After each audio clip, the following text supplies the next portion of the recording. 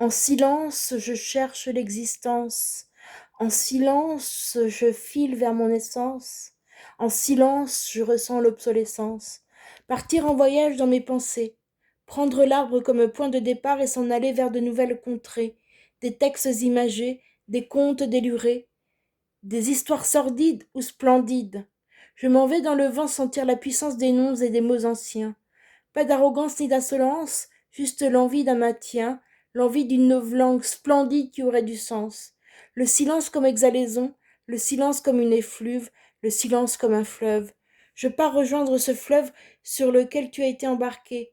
Il n'y a rien à tes côtés, juste une impression de déjà réalisé, d'habitude à résorber et d'envie à m'acclasser.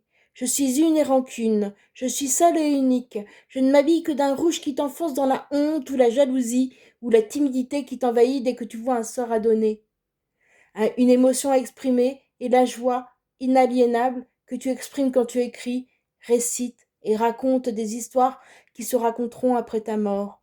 Pour l'instant, tu écris pour exprimer une idée qui n'aura peut-être pas de suite, alors tu te limites. Le silence comme nouveau fruit, le silence pour solution de facilité, le silence pour fuir les envies qui ne t'appartiennent pas. Le vert dans tes pensées, le rose sur tes joues, le gris du ciel remplace le bleu dans le fleuve éternel. Plus rien à tes côtés, juste l'envie d'un vert et d'un rose dans le silence de ta prose. Le choix du roi n'est pas garanti. Le roi a remplacé la reine par le bouffon qui exprime sa joie de n'être qu'une indolence à défaut d'insolence. Le roi s'habille riche. Il est éclectique. Il est vasoconstricteur et exprime sa noirceur. Il plante un drapeau à damier dans son air de futilité. Il se plante comme un poireau atteint d'un syndrome drôle et paradoxal. Le silence est d'or, paraît-il. Le silence est-il futile? Le silence esquive les absences.